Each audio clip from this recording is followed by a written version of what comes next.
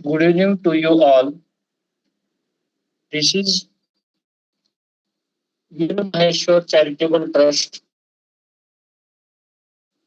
organizing daily international webinar series. In this series, we have invited the various resource persons from India and abroad. This series covers all topics related to education, technology, health, law, environment, etc. In today's session, we have invited Mrs. Akshita Madam, who is Assistant Professor and Ph.D. Scholar, GGSIPU-IITM, Delhi, and she will speak on the topic History and Economics, why the past still matters. I welcome you, ma'am, for accepting our invitation as a resource person and joining here today. She is pursuing PhD degree and she is deeply immersed in the world of economics. Also, she have a degree in guitar and Kathak. So she is enjoying the music in this field also. Uh, we welcome you, ma'am, from all my participants and this organization. We are very eager to listen from you on the topic history and economics, why the past still matters. We welcome you and we request you to start your speech. Thank you. Thank you very much, sir, for such a beautiful introduction. Well, sir has already given my introduction in a very brief yet a beautiful manner. So, firstly, I would like to thank Dr. BETKAR for inviting me to conduct this session on history and economics. So, as sir has already said, I am currently an assistant professor and my expertise lies in economics per se, and my specialization lies in macroeconomics and public policy. So, today, the topic that I have chosen is I will just share my screen. Just give me a minute.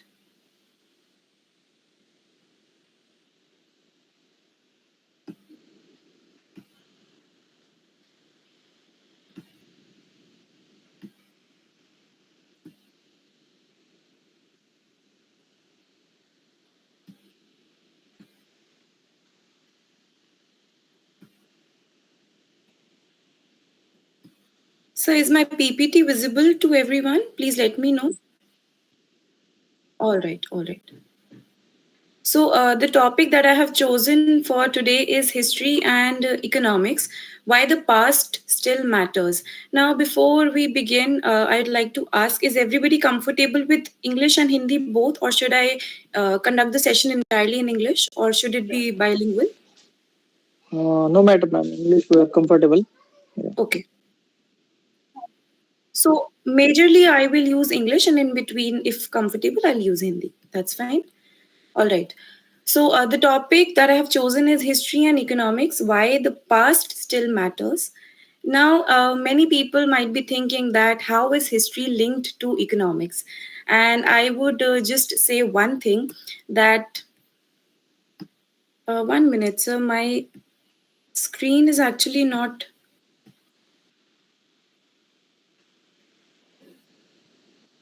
We Yes. can see this screen, ma'am. Yes. All right, all right.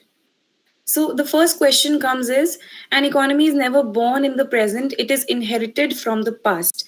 Now, whenever we start with the subject economics, can anyone tell me when was economics as a discipline started? Can you tell me? Anyone? Any rough idea in which century? किसी को भी पता है economics as a discipline कब start हुआ? Was it in the ancient times or was it in the medieval times or was it recently, few years back, like 400, 500 years back? Any rough idea? Might be in the Might be in the ancient times because there was an economy in ancient time also. I think Yes, so because I don't have any that in which year it started. I don't have any idea. But I yes, think so since the time of Chanakya, it might be the economy started. We were ruling by the kings, and that time there are some people who give suggestions to the king about economy and how right, to handle that matter. right. So, as sir has already explained, so I would like to tell everyone that economics as a discipline, when we talk about the people from the West, now you must have heard about people named as Keynes, Keynesian economics, or neoclassical economics, or Adam Smith. We all might have, आपने कभी नाम सुना होगा Adam Smith का, father of economics. So these are the Western people who claim that economics is a very new discipline which started in the 16th, 17th, and 18th century. But as a matter of fact, history has been evidently enough to make us understand that economics has been there throughout the civilization. Whenever we started with the mankind, history tells us that economics has always been there. So I've just added a few pictures from the past related to economics. So the I am particularly going to talk about India's economic evolution. So here I'm specifically targeting the Indian economy. So when we talk about the Indian economy, the history divides India into these few sectors. Although there are many more sectors that can be added, but so far I have taken the major ones. So the first one is your Indus Valley civilization. Then comes your Vedic period. Then Mauryan Empire. Then Gupta, slave dynasty, Mughal empire, and British colonial rule. And one more thing for those of you who might be confused, that is it an economics lecture or a history lecture, then I will just clarify that it is a blend of both, because my personal belief is that I have studied both the subjects to the core, and I believe that both of them have a particular correlation between them. So whenever we talk about economics, economics is incomplete without history, and history is incomplete without economics. आज की date में जो हमारी Indian economy है वो जैसी भी है, that is only because of the past and the evolution that has occurred throughout the times of these few periods that I have taken. So let's move to the first one, the Indus Valley civilization, origins of an economic system. Now, whenever we talk about history, you must have heard about Mohenjo-daro and Harappan civilization. If you have heard about it, please give me a thumbs up in the chat box. If you have. Yes, definitely. Yes. So whenever we talk about the Indus Valley civilization, आपने नाम सुना होगा Mohenjodaro civilization, Harappan civilization. School में 6th standard में 7th standard में we must have read about all of these things, right? So here, when we talk about Indus Valley civilization, we might be thinking, just look at the time period. 3300 and 1300 BCE, that means that is even before the birth of Christ, right? मतलब जब से आपकी मान्यता, आपकी सभ्यता की शुरुआत हुई है, उसी टाइम से we are talking about the Indus Valley civilization ever since the mankind started, right? Now अब एक बात आपके दिमाग में आएगी that if we are talking about Indus Valley, that means they are extremely ancient people, बहुत ही पुराने लोग हैं. They might not be knowing a lot of things about economy or polity or the society in general. But as a matter of fact, when you talk about Indus Valley civilization, there are so many things that we are still using from these people. Now, for example, to give you an example, the people over there used to make beautiful jewelries, beads and jewelries that we even are still using today. The women over there used to wear bangles.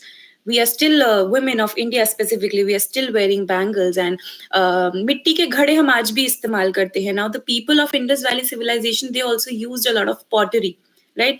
So looking at the second point, evidence of trade with Mesopotamia. Now, what is Mesopotamia? Mesopotamia is actually the Middle East area that we talk about, which is the current countries of Syria, Iran, Iraq. So Mesopotamia was there. So now these people, I will just show you with the help of a few pictures. Yes. Now, if you see the first picture, now how the economy starts. Now, the economy starts whenever the people. Now, what is the basic meaning of economy? Economy comes from a Greek and Latin word, and it says household. Now whenever I talk about household, for example, अब जब घरों में आप अपने घर में budget बनाते हैं, whenever you earn something and then you budget your things that x amount of money will go for my savings, y amount of money will go for the tuition fee, etc, etc. The same thing was actually being done by the people of Mohenjo-daro and Harappan civilization. Indus valley इसे इसीलिए बोलते हैं क्योंकि ये river जो है Indus के आसपास था, and it lied in India. If you see the map now, if are you able to see my cursor? Can you see the mouse that I'm moving? Yes. All right. So if you see this particular area, Indus Valley civilization, now it lies in the present day Haryana, Punjab, and some part of it is also in Gujarat, and for that matter in Pakistan as well. Right? So for example, the site of Mohenjo-daro is not in India. Rakhi Garhi अगर आपने हरियाणा में नाम सुना होगा तो राखी गढ़ी जो है एक बहुत बड़ा इंडस वैली सिविलाइजेशन का आपका गांव है. Now when you talk about the trade, now I was coming back to the drainage system. Now whenever the economy starts with the people. Economy starts with the household. Now if you see the drainage system, now they had a well developed drainage system back in the ancient times, and because of this proper drainage system, the water flow was absolutely fine. When the water flow is absolutely fine, then it is very easy for the economy overall to manage the water flow of the system. For example, अभी आप आज की date में आप देखिए Haryana and for that matter Gurugram की problem monsoon के time पे it is very much. Right, when you talk about Gurugram, the water that gets locked into the streets of Gurugram is tremendously devastating, right? But on the other hand, when you talk about the drainage system of Indus Valley civilization, you will try to understand, you will get to know that drainage system was far better than what we have today. So the drainage system managed the water flow. When there was a management of the water flow, now what happened? Now look at the fourth image. Now this is actually a Lothal port. Now Lothal port it lies in the coastal areas of Gujarat. अब गुजरात में they started with a port. आज की date में भी बहुत सारे port हैं हमारे, but just imagine so many thousand years back these people had a proper port system. Now both of these things are actually interrelated. When you talk about a proper drainage system, agar aapka drainage system proper hai, you are able to run the water flow in a very sustained manner. Only then you are able to control the water flow, and only then you are able to run the port. Now when you talk about this image, the map that has been shown, now drainage system number one, see this is a chain effect. We call it split over effect in economics. Now you talk about the drainage system. Agar aapka drainage system acha hai, then because of that the ports are able to run the waters properly. They are able to store the water properly, and when they are able to store the water properly, they are able to do trade in a very good manner. So when you talk about trade, there was phenomenal amount of trade from our Indus Valley civilization to the places like Mesopotamia, Central Asia, Egyptian civilization. Now you must have seen movies like The Mummy, या फिर आपने mummies के बारे में सुना होगा, या Pharaoh के बारे में सुना होगा. Now many Egyptian kings, now these two time periods are together, they're bound together. So one thing, great drainage system. Then moving to the next point, they have the standardized weights and measures early from regulation. For example, now these people used to use English bond method whenever they used to make any kind of bricks. So the ratio अब जो आज भी हम ईंट use करते हैं घर बनाने में, now these people also used burnt bricks. Now the weights and standards were absolutely equal. For example, if you talk about the weights and standards, we call it English bond method. जो आज use होता है English bond method का मतलब है you have one brick here and one brick above the two bricks, and then these bricks get intact and your construction becomes very strong. Now these kind of things were able. Now why am I talking about this? Because it denotes what kind of a good level of infrastructure that these people have, that even today, आप देखिए इस picture को, even today these things are intact. When we talk about history, we talk about Indus Valley civilization from day one, and just imagine आज भी हमें उसके remains देखने को मिलते हैं because the infrastructure was very high. You talk about today, you must have seen in the news कि कोई सरकार कोई पुल बनाती है और वो पुल एकदम से गिर जाता है कुछ टाइम बाद, और you might be seeing that in many instances there are a small earthquake comes up and then suddenly all the buildings, they fall down. All of these things actually happen. Now at that point of time, the infrastructure was so good. The reason being that you used proper standards, weights and measures. Now when you talk about standardization, we also talk about standardization of money. Now आपने barter system का नाम सुना होगा. Barter system मतलब है, अगर मैंने आपको 1 किलो गेहूं दिया, then in return you will give me 1 kg rice. Basically whatever you have and whatever I have, we are going to exchange those things. That is known as the barter system, right? Now in Indus Valley civilization, there was no barter system per se. Why? Because these people actually used Harappan seals. We call them Harappan seals. Now the picture that you're looking here, all of these are actually the seals that these people have used. And as a fun fact, I'll tell you that these seals have still not been deciphered. आज तक हम इन seals में क्या लिखा है, what do these symbols mean, we are still unable to identify what it exactly means. And now the remains of our Harappan seals have also been found in places like Mesopotamia. So it shows that trade, something like trade is not very new. Now we talk about trade, we talk about globalization. Now globalization to India is not a very new concept. What I'm trying to tell you is that during the ancient valley civilization, we still had proper trade with the other countries. Now Britishers came and then they looted us. That is a different story altogether. We'll come to that later.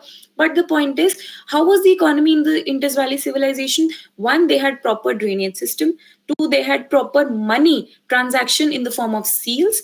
And three, they had proper trade, proper drainage, proper weights and measures that we could use, right? So and also because of all these things, they had strong infrastructure as well.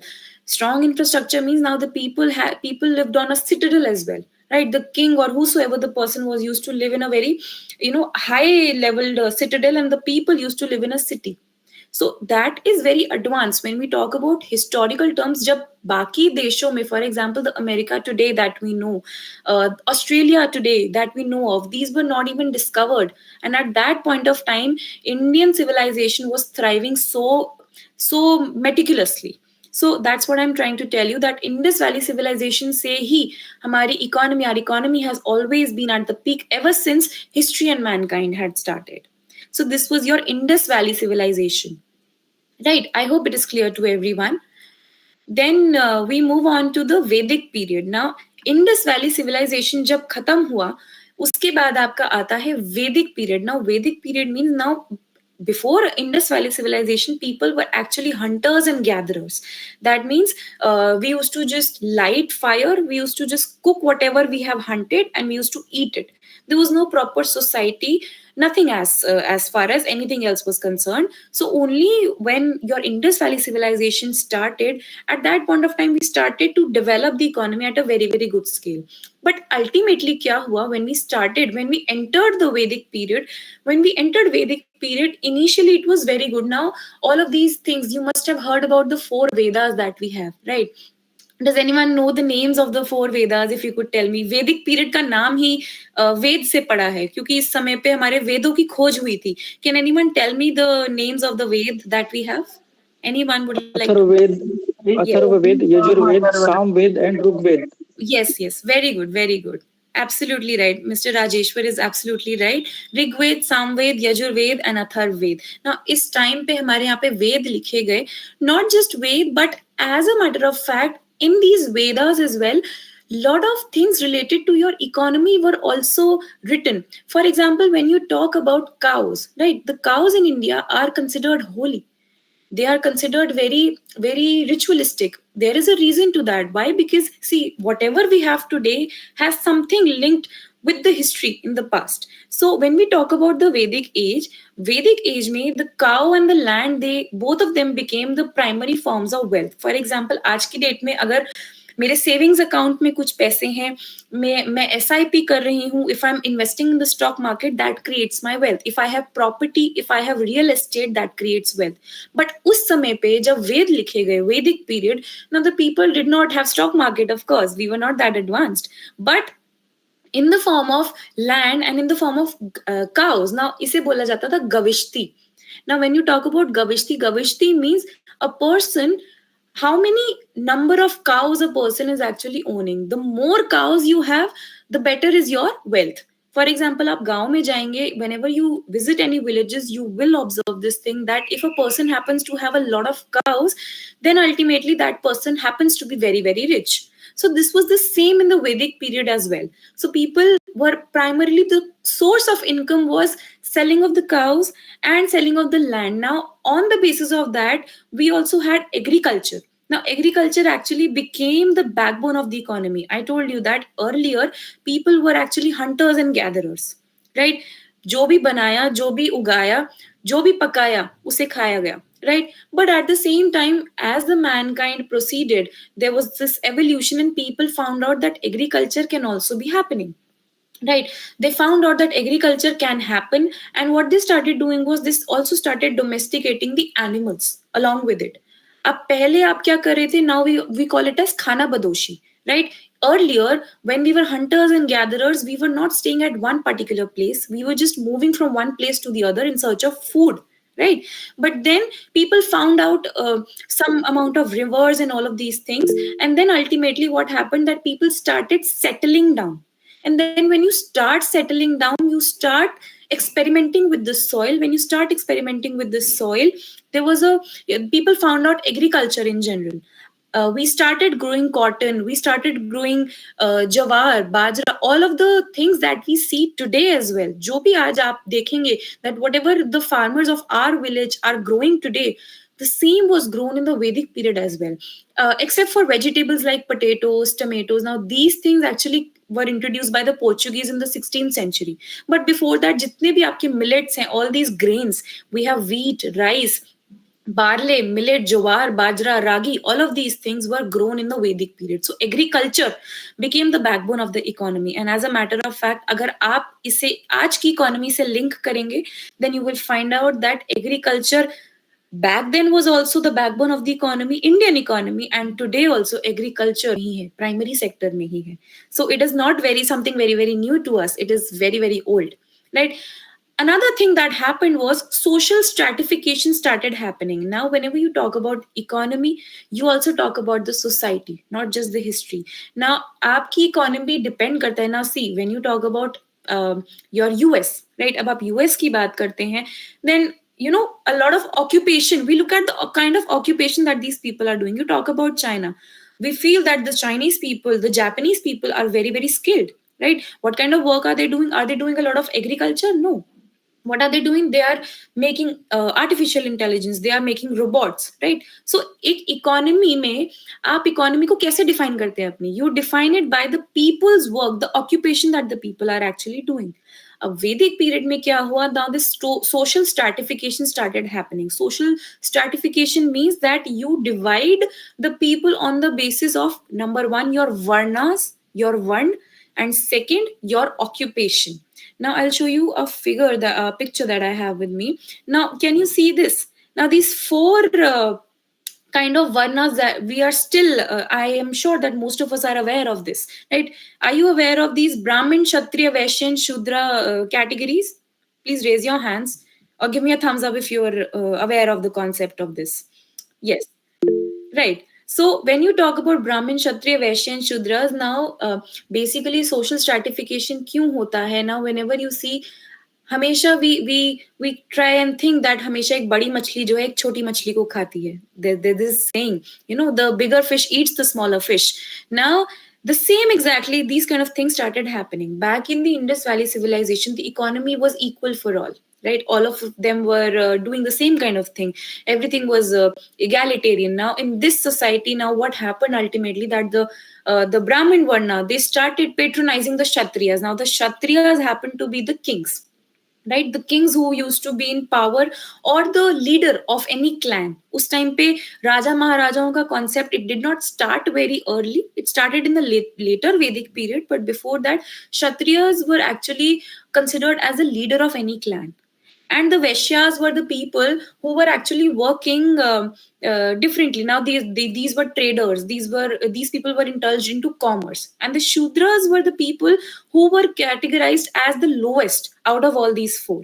Now these people used to make shoes and all of those things, which affect, in fact today now, the Indian constitution bans these kind of titles, that it is not allowed, that you might not discriminate between any kind of category, right? But in earlier times the economy was like that and it was widely accepted. Now today this is something different. Similarity क्या है? Agriculture उस समय पर भी था, and agriculture we also have today. But today, what are we not having? We are not having this Varna system, except for a few parts in India, I understand, that are very, very orthodox. But apart from that, we have equality today and we are promoting equality today. But the economy was like that. Now, because of this particular economy, now I'll come to the Vaishya part later, but you can see that pottery started and art and craft. Now we started exporting art and crafts as well. Now, India was actually known for its pottery in the Vedic period also. Now, the Vedas and all of these things were fine, but apart from that, many arts and crafts were also being exported. Not just that, the labor market in India, अब आज की labor market now, you must be knowing that foreign direct investment आ रहा है. Now, in between, just a disclaimer, in between, I'll just keep on comparing the past time with the present time so that you understand that how the economy is same and how the economy is different in terms of everything. So what happened that India's labor market, in the earlier times also, it was very, very famous. Now, today also, these things are actually influencing India's labor market. Why is it happening? Because see, the Indians happen to give a lot of cheap labor to the entire world. Now you might be observing this one thing कि हर एक नया brand, every new brand is trying to open its branches into India. You talk about Tesla. The Tesla has come to India, right? Back when it came to Germany, now IKEA. You talk about IKEA. IKEA is a Swedish brand. Now it came to India a few months back, right? Why do you think all these brands are actually coming into India? Because India, number one, of course, it provides opportunity to grow because there is a lot of population. But whenever there is a lot of population, your labor becomes very cheap, right? India's labor is absolutely cheap, cheaper than the other economies. For example, many people from India today, they go to Dubai to work. And what kind of work are these people doing? They are doing the labor market work, right? So when did it actually start? It actually started in the Vedic period only. Now, apart from that, the trade guilds and barter system also expanded in this. Now, what is trade guilds?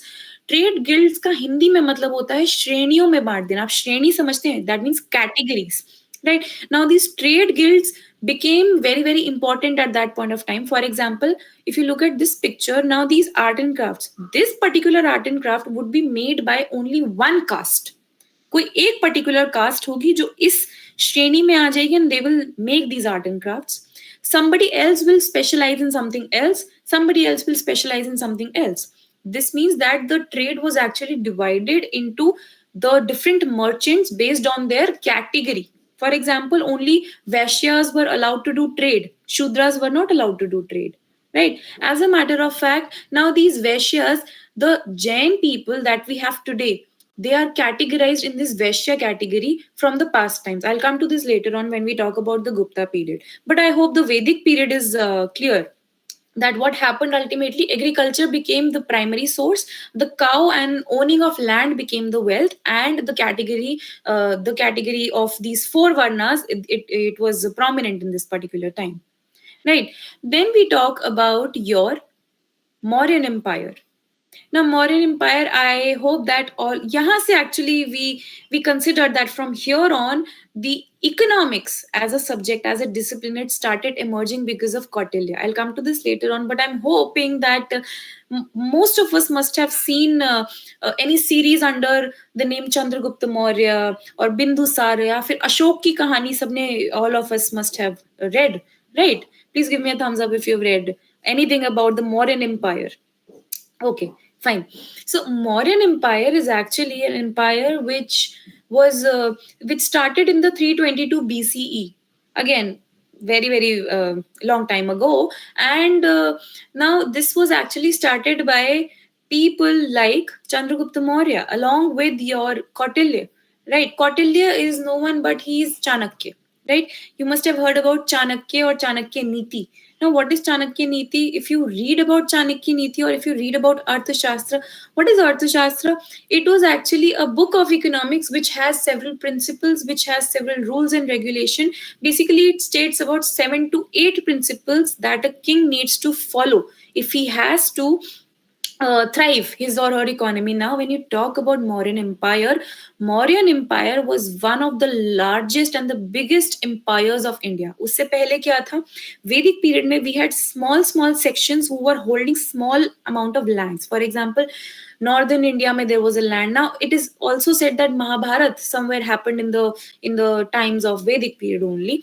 Now when you talk about Mauryan Empire, the entire economy was integrated into one single dictator or one single ruler. This was the first time we have evidence of your, you can say, dictatorship, king rule or monarchy, and it was also said to be the urbanization period. Why urbanization period? Now see, I have written it in bold also, that formal economic policy framework, that means आपकी economic policy को एक औपचारिक रूप से लिखा गया in this Mauryan Empire.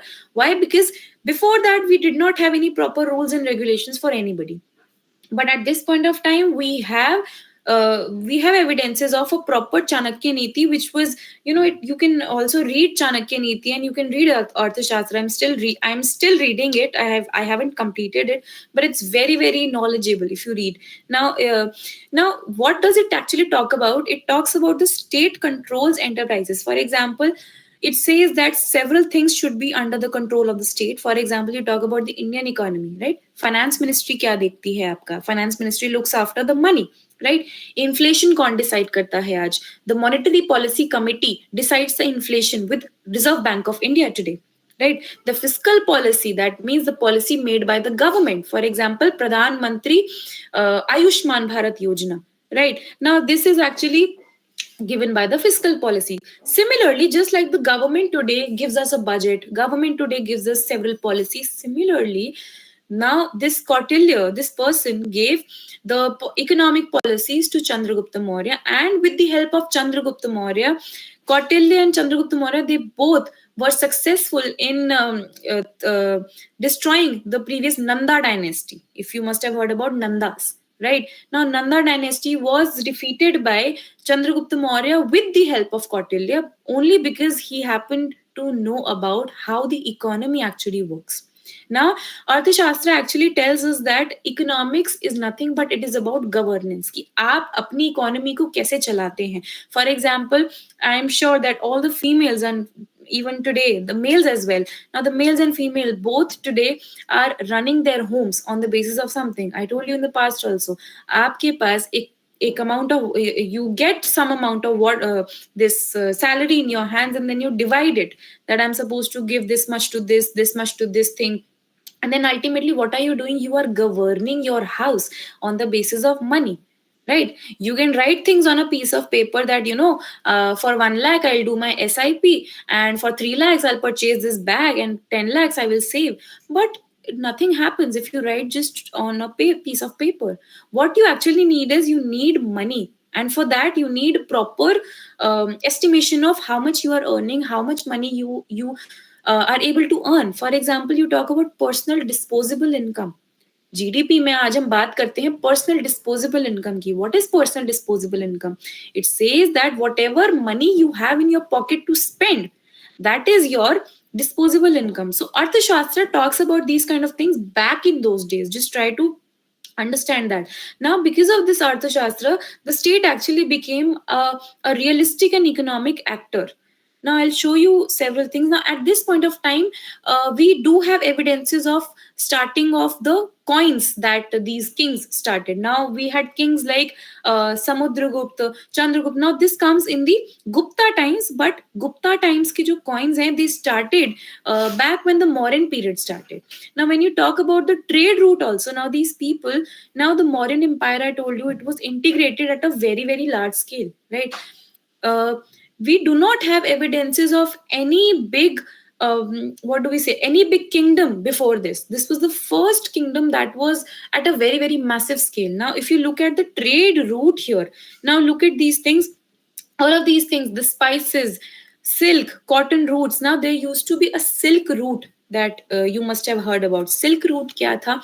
Now these Chinese people, they used to make good quality silk, which was liked by the Western world. Right, countries like Iran, Iraq, Syria, Mesopotamia, Roman Empire. Now these people loved wearing silk.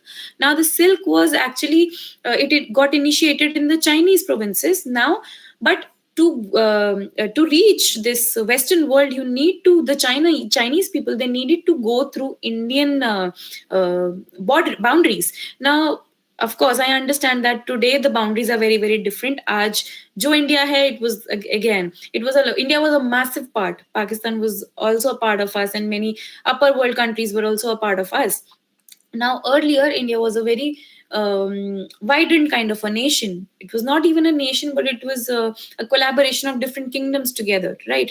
Now, these people used to have monopoly over the Silk Route. Just imagine that agar aapko, for example, recently I heard about this one particular thing that the government wants to run several pipelines, and that pipeline is actually going through the villages of a lot of people. So the government is actually compensating to those people that अगर आपके खेत से हमारा कोई भी काम होते हुए जा रहा, then we are going to compensate you for that. So just imagine that at that point of time such an important route was lying in between the Indian borders.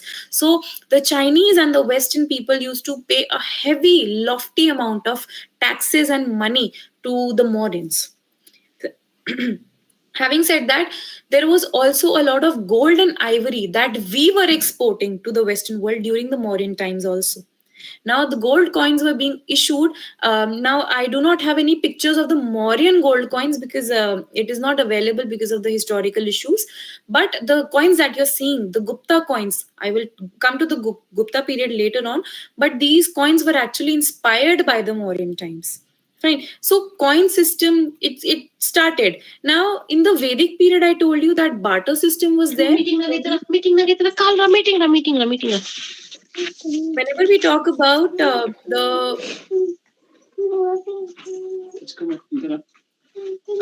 I request all the participants to please keep themselves on mute if possible. Okay, so I was talking about this this modern period. Now, having said that, a lot of gold and ivory was also going, and I was saying that during the Vedic times, the people were believing more in the barter system. Because see, people used to have cows. For example, if I want to buy something, I'll give you 2 cows of mine. I have 2 cows with me. I'll give you 2 cows, and I'll buy something from you. That was barter. Right. Now the barter system started degrading itself in the modern times, and the coins started coming along. Now there was proper army also. When you have proper army, that means you have proper boundaried economy also. Right. And also when you talk about the infrastructure, see, whenever I talk about economics, we always in macroeconomics talk about the infrastructure development. Right. Today we are talking about, we have made Bharat Mandapam recently. We have made the greatest statue of unity in Gujarat. All of these things. Why are we talking about this in the economy? Now there was a lot of debate that several thousand crores were wasted when we made the statue of unity. But all of these things are actually a part of the economic structure. Infrastructure comes inside the part of the economy. Now the temple that you're able to see here, the Ashtavatar Vishnu temple, now this was Devgarh, now in the districts of Kolkata. Now when you talk about the infrastructure in the Mauryan times, now these people started giving patronage to Buddhism as a religion. But of course, I'm not here to discuss religion, but I'm just letting you know that many structures were being made by the government at that particular point of time. So when you talk about the economy, you should know that at that point of time, the Mauryans were pretty much interested in developing the infrastructure religious wise. Now you will see that India today is very different than India was before. In the ancient times. Why? Because religion today is very very separate from our constitutional values. Now we do have a positive secularism, but we have the liberty to choose our religion, right? Fundamental right. Now we can choose our religion as per our basis, but at that point of time, आपके दिमाग में कभी आया होगा that why these kings were so much focusing on making temples so much? You know, when you talk about South India, you will see a lot of temples are there. You talk about Meenakshi temple, etc., etc., right? You talk about Pulakeshin temple, you talk about Dashavatar temple. Why are these temples being made in the ancient times? The only answer to this question is that at that point of time, the religion was linked to the economy. Now, for example, you give a lot of donations, you spend a hefty amount of money into, you know, donations, charity, and all of those things. People at that point of time used to give their money into the these religious matters. Why? Because the priest had a lot of hold over the economy, right? Why? Because see, the Brahman is the only person who's going to give patronage to the Kshatriyas. And how is the and why should a Brahman give patronage to a Kshatriya? Only when the Brahman is giving importance to the Kshatriya. अगर मैं आपको importance नहीं दूंगी तो आप मुझे पलट के importance क्यों देंगे? Right? So the Brahmins, they patronized the Kshatriyas, and the Kshatriyas in return gave a lot of money and gave a lot of charity to these temples. So that is why you should know that ever since the modern period started, the temples, the monuments, the stupas, they became an important and integral this type of what do we say, economic system, right? So this is your Mauryan times. When you talk about the Mauryan times, what was prominent? The Silk Route trade got prominent.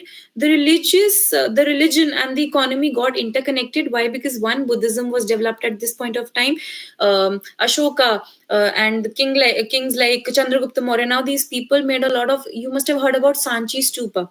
The construction of Sanchi Stupa started, which is in Madhya Pradesh today. It started during this region only. And today, how is it linked to the economy today? Today, these places happen to be the landmarks of tourism. So we get a lot of money now. When you go to Madhya Pradesh, Sanchi Stupa is a very famous thing there. So what is it giving us today? It is actually giving us the tourist money, right? So economy and religion got interconnected during the modern times, and the Silk Route got prominence, and we had a proper economic structure. Why? Because Kautilya wrote Arthashastra at that point of time, right? So this was the overall synopsis of this modern period, right? Then moving on to your this Gupta period. Now when you talk about the Gupta empire, now Gupta period, now see, before Gupta period, we will have pre-Gupta period, or we will have post-Mauryan period. Now those things happen to be pretty much, the economy pretty much happens to be the same. Now when you talk about the Gupta empire, the time has, you know, increased a little bit. Now this period is also known as the period of golden age.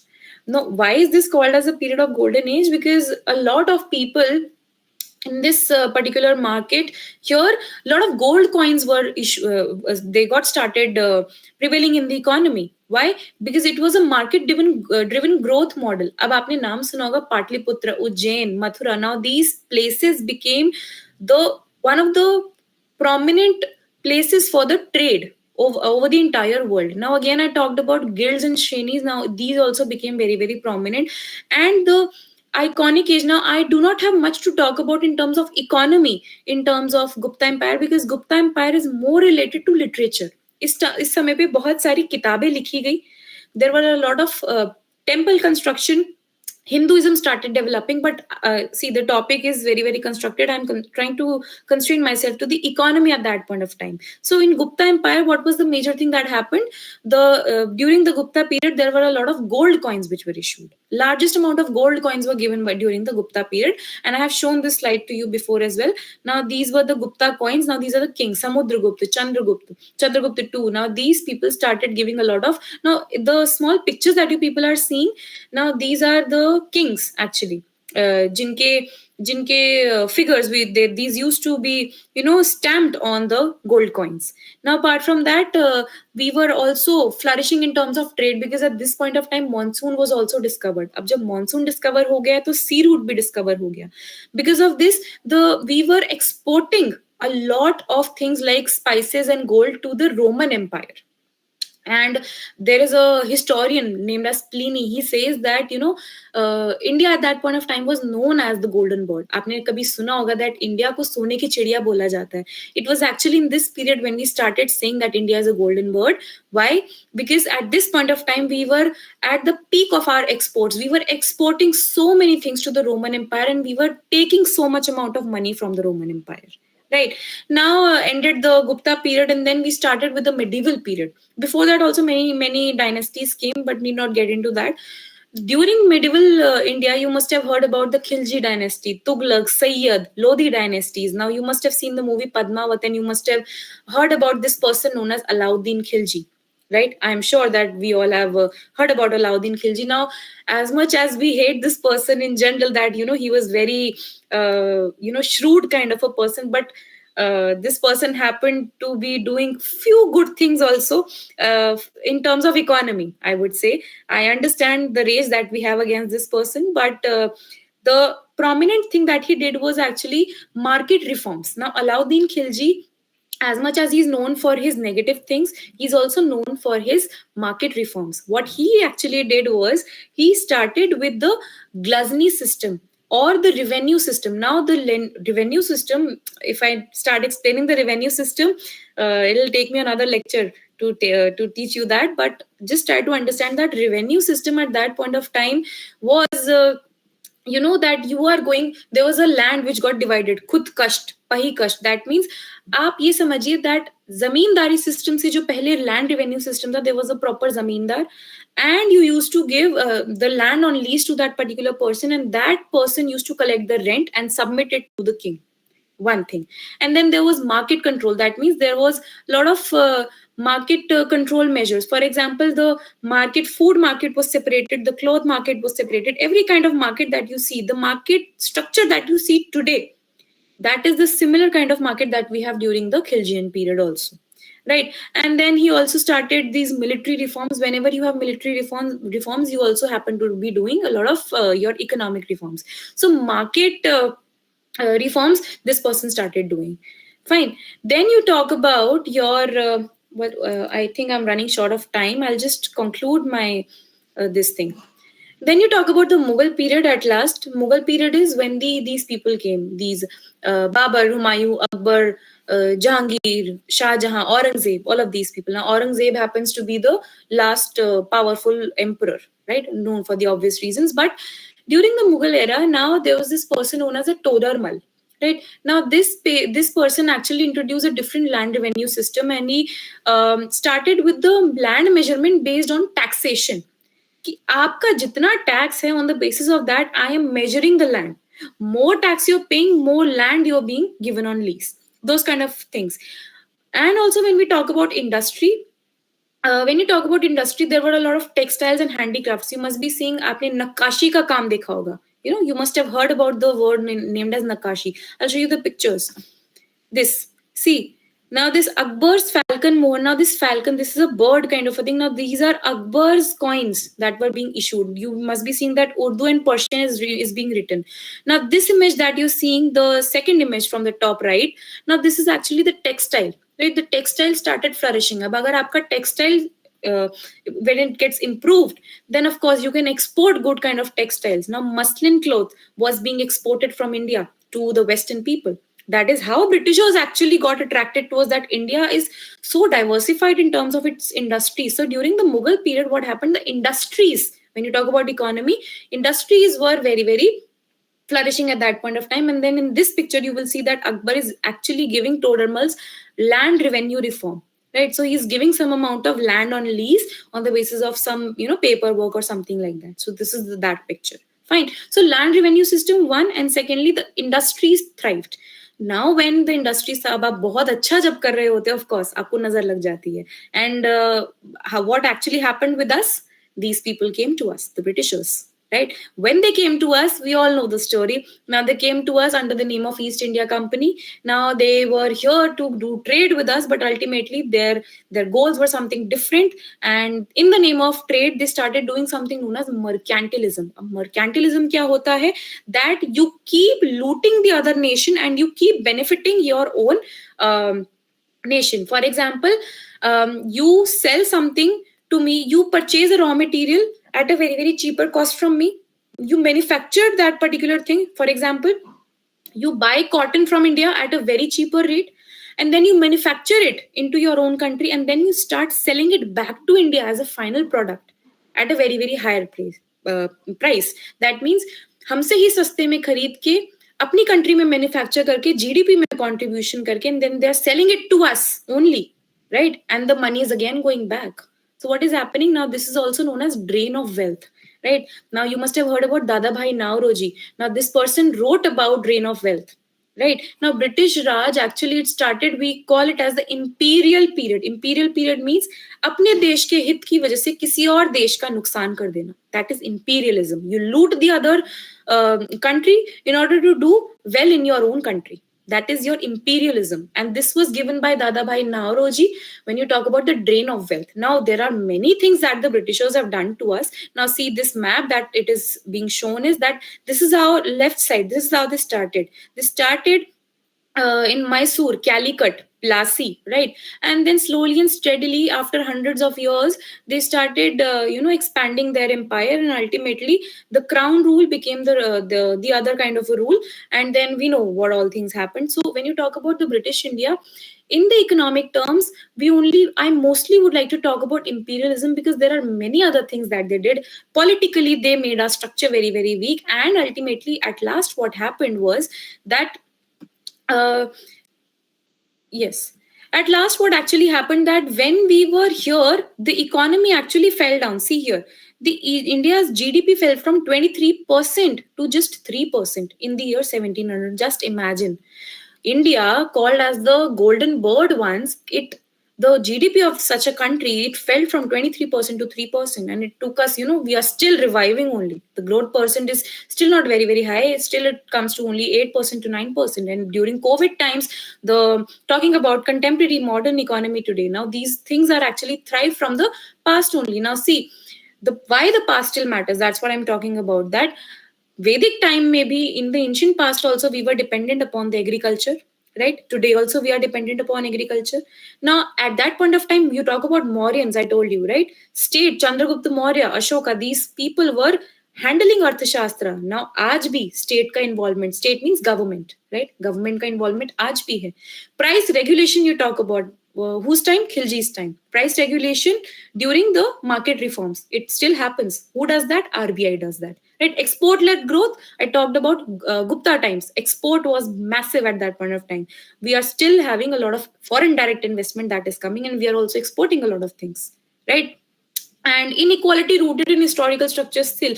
We talked about the Varna system, Brahmin, Kshatriya, Vaishya, Shudra. Because of these things, the government still has a reservation system. Now, why? Because it is imbibed in our historical roots. Fine. So that is why I keep saying that, it is very needy of us to understand that if we have to shape the future of our economy, we need to understand what DNA we have inherited from the past. To understand how we are today. आप समझते हैं कि आप किसी बच्चे को understand करना हो, किसी अडल्ट को अंडरस्टैंड करना हो, तो आपको उसके पास्ट में जाना पड़ता है कि इसके साथ क्या क्या घटना घटी जो ये आज ऐसा है. So the economy also is almost at the similar level, that we need to understand historical perspective of the economy to understand why the economy today is like that. Right. So that's all I have from my side. And if you have any queries, you are free to ask. Otherwise, we can just conclude with the session. Please let me know. That's all from my side. Thank you so much. Thank you, Akshita, madam. Hello Yes. Yes. Madam ji, बहुत अच्छा तो बात किया, लेकिन ये तो एक topic के ऊपर बात करेंगे तो बहुत अच्छा था. होल इंडिया का इकोनॉमी एक घंटे में बोल दिया, लेकिन फिर भी हाइलाइट्स हो गया. इसके बारे में एक टॉपिक के बारे में बात करेंगे तो पूरा डीपली जाना है. जी जी, बिल्कुल बिल्कुल सर, बिल्कुल. ऐसे ही बोल देंगे तो ये कुछ भी नहीं हुआ है. जी जी, एब्सोल्युटली. बढ़िया प्रेजेंटेशन हुआ है, लेकिन फिर भी कुछ तो हाँ बोल सके तो एक टॉपिक के ऊपर एक घंटा बात कर सकते हैं मैडम. जी जी, बिल्कुल बिल्कुल बिल्कुल. हम किसी और दिन आप बताइए, you give me suggestions, I will talk about only one period at one point of time. See, because इतनी सारी history एक घंटे में cover करना was very difficult for me, and that too I was only talking about the economical part. अभी तो मैंने religion, history, society की बात ही नहीं की. मैडम जी, इंडस वैली सिविलाइजेशन के इकोनॉमिक फील्ड में पूरा एक घंटे के ज्यादा घंटा बात कर सकते हैं मैडम. बिल्कुल सर, बिल्कुल. आप पूरा एक 2 मिनट 3 मिनट में ऐसे नहीं हो सकता है, प्लीज. जी जी जी. अगर आने वाले कल में बढ़िया हो सकता है. फिर भी यहाँ पे जो इन इंस्क्रिप्शन सेज ट्रेड रूट के बारे में कुछ इंस्क्रिप्शन बात कर रहे हैं मौर्यन पीरियड में. जी सर. इंस्क्रिप्शन शासन के बारे में कुछ शासन अशोक पीरियड के बारे में, मौर्यन पीरियड के बारे में कुछ इंस्क्रिप्शन. बिल्कुल. इंस्क्रिप्शन देखिए, एडिक्ट्स होते हैं, पिलर एडिक्ट्स नाम की एक चीज होती है, राइट. तो आप कभी जाएंगे, आपके उड़ीसा की साइड में जाएंगे तो आपको मिलेंगे बहुत सारे पिलर इंस्क्रिप्शंस हैं, जिसमें अशोक अपने आप को बोलते हैं Devanam Priyam Piyadasi, that means I am the son of God and I have done these many things. ना उसमें अशोक के धम्मा के बारे में लिखा हुआ, धर्म नहीं बोलते हैं, धम्मा के बारे में लिखा हुआ है, where he saying that you should be taking care of your society, you should avoid violence. Now there is also story about Ashoka that he killed 99 of his brothers, and then he left only after killing his 100th brother. He adapted to Dhamma and Buddhism, right? So pillar edicts आपको मिलते हैं आज की date में. मध्य प्रदेश में भी आपको मिलेंगे, आपको महाराष्ट्र में भी मिलेंगे, और आपको उड़ीसा में भी मिलेंगे, बहुत सारे. मेरा मतलब है ट्रेड रूट के बारे में कुछ इंस्क्रिप्शन बोल रहे हैं क्या, यही पूछ रहा हूँ मैडम. ट्रेड रूट के बारे में भी बहुत सारे इंस्क्रिप्शंस बात करते हैं. इनफैक्ट आपके जो अशोकन इंस्क्रिप्शंस हैं वो आपके ईरान इराक में भी मिले हैं आज की डेट में. Then which proves that there was a trade of India with Iran and Iraq during the modern times also. So we have in Afghanistan also we have one pillar that talks about the trade route between India and the Iran Iraq. Thank you. Dr. Sanand Shukla ji, आप. Hello. Good evening, BETKAR sir, principal sir, and good evening, ma'am. Wonderful presentation you have made, and really, you explored the history along with the economics. So that was a great job, and you balanced both the sides simultaneously. That is also wonderful. It was not just tilted to one side only. Yes. So what I feel, there is a famous quote of Winston Churchill. That is, the farther backward you can look, the farther forward you can see.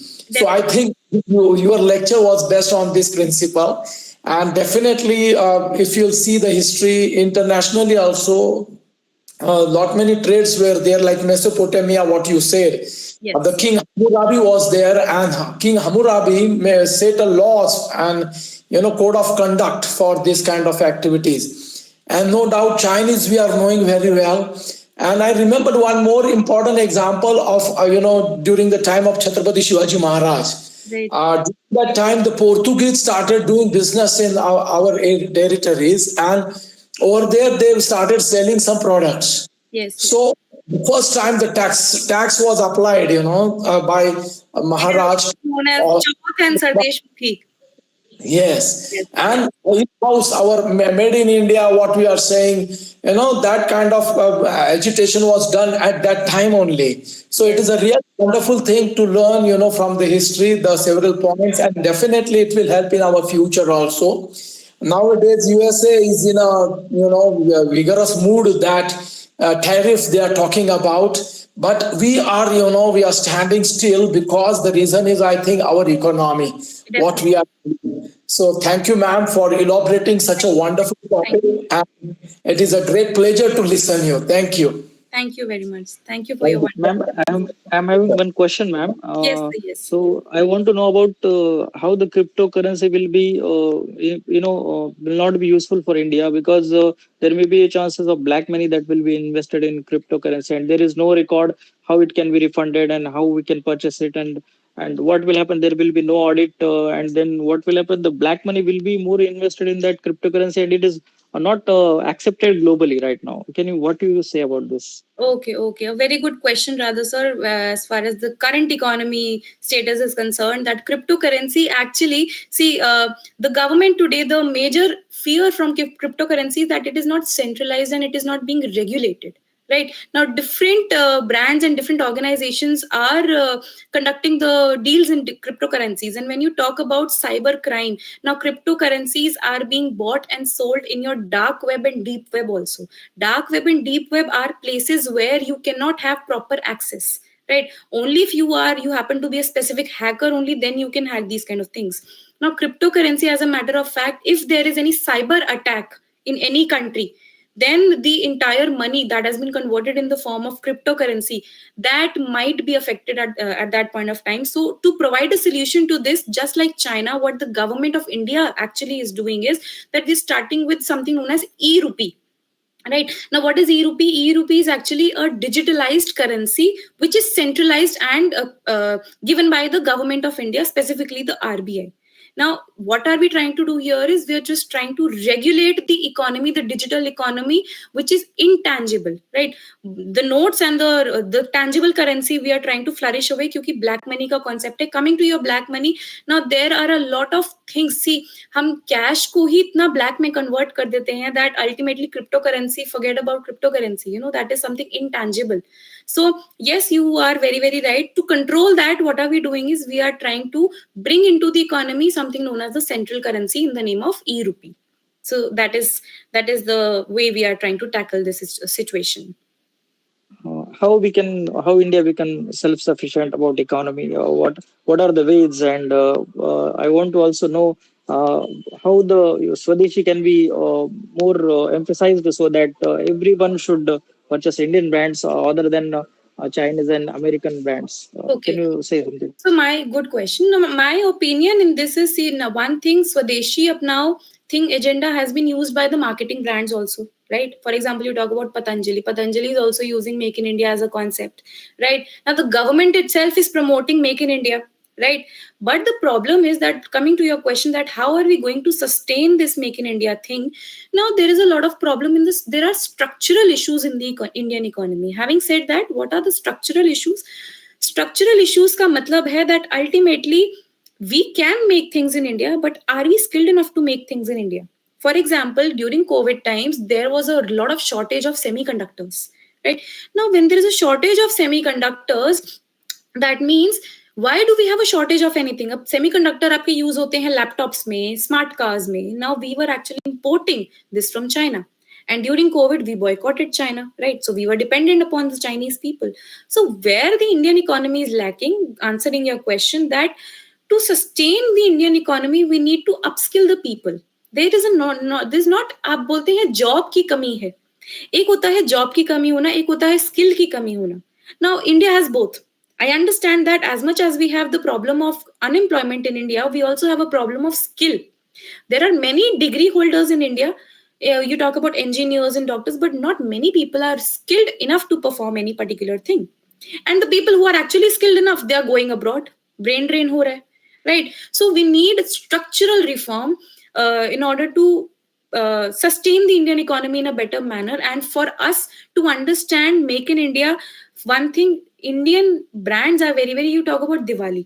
अब दिवाली पे बहुत सारे concept आता है, Chinese concepts आ जाते हैं, these Chinese fairy lights. Why? Because they are very, very cheap, right? So Make in India, one thing, it is very expensive, and second, it needs a lot of skill and empowerment. So we need to work on these two things to sustain the Indian economy. Thank you, BETKAR sir. Thank you, ma'am. Thank you, Rajeshwar sir. Now, Veer Singh जी, आप कुछ बोलना चाहते हैं? को नमस्कार madam, जो आपने उद्बोधन दिया बहुत ही अच्छा है। इस काल के अंदर सबसे अच्छी आर्थिक परिस्थिति कौन से काल में थी? सबसे अच्छी? जी सर, सबसे अच्छी आर्थिक स्थिति थी हमारी गुप्ता के समय में, जब गुप्ता पीरियड था, क्योंकि उस टाइम पे हमें सोने की चिड़िया बोला गया, और उसी समय पे हमारा जो एक्सपोर्ट था, वो एक्सपोर्ट सबसे ज्यादा था। इतना ज्यादा था कि आप मानेंगे नहीं कि रोमन्स जो थे, अलेक्जेंडर और ये सब रोमन्स जो थे, इन्होंने हमारे साथ बैन कर दिया ट्रेड, क्यों? क्योंकि हमने उनकी इकोनॉमी को इतना लूट लिया that we kept on giving them so many things and they kept on giving us money. तो हमारे पास उस समय पे बहुत पैसा था, मनी की इंट्रिंसिक वैल्यू भी बहुत ज्यादा थी, उसी समय पे एक्सपोर्ट सबसे ज्यादा था, उसी समय पे गोल्ड कॉइन सबसे ज्यादा थे, और उसी समय पे सबसे ज्यादा लिटरेचर भी लिखा गया। तभी बोला जाता है गुप्ता पीरियड को the golden period of the Indian economy. और बुरे दिन कब आ गए थे मैडम?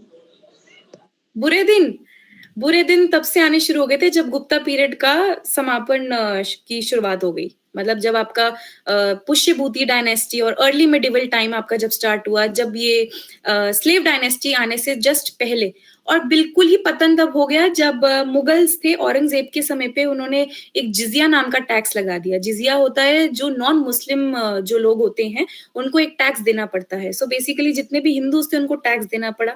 औरंगजेब ने सारा जो आपका लिटरेचर से पैसा आता था, पोएट्री, आर्ट, इंडस्ट्री, जितनी भी चीजें अकबर ने मोनेटाइज की थी, है ना, जितनी भी चीजें आप मानिए तानसेन और जो आपके नौरत्न हैं, राइट, ये सब जो लोग हैं ये अकबर के समय पे थे, और अकबर के समय पे जब ये लोग थे तो बहुत ज्यादा उस समय पे इन चीजों को तवज्जो दी जाती थी। औरंगजेब के आते ही उन्होंने सारे इंस्ट्रूमेंट्स बैन कर दिए, म्यूजिक बैन कर दिया, कंस्ट्रक्शन, सारी चीजें बैन हो गई, और अल्टीमेटली आपका जो है उन्होंने ही ट्राइड टू डिसेंट्रलाइज।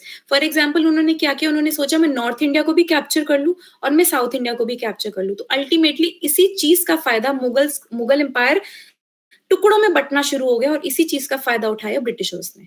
तो ये मैं बोलूंगी, और औरंगजेब का जो समय था सबसे बदतर था, उसके बाद हमारा जो है डाउनग्रेड शुरू हो गया।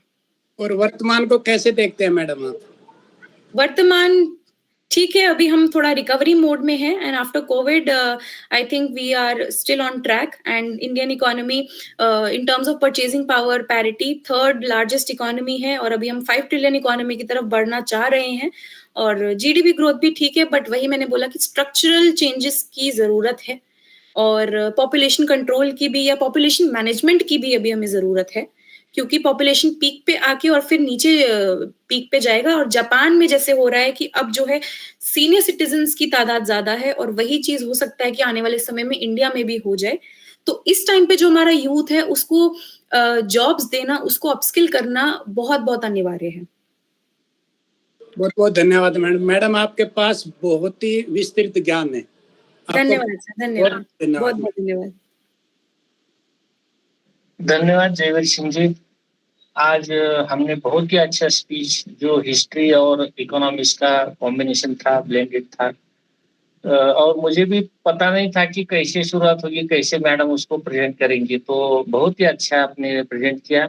आपकी स्टडी इकोनॉमिक्स और हिस्ट्री को बहुत ही ये रखती है, मायने रखती है कि आपने बहुत अपने रिसर्च के लिए शायद ये सब कलेक्शन किया है, और प्रेजेंटेशन भी अच्छा रहा, पीपीटी भी बहुत अच्छी रही। तो very much thankful for accepting our invitation and joining as a resource person. As our request of the participants, do they want to have more explanation on one slide. So in future, I again take feedback from them, which point they want to listen more detail. I will request you, and as per availability your time, you will be here as a speaker. Thank you, ma'am. From our team. Thank you very much, sir. Thank you to all the participants for listening to me with so much patience. I am really grateful to be here.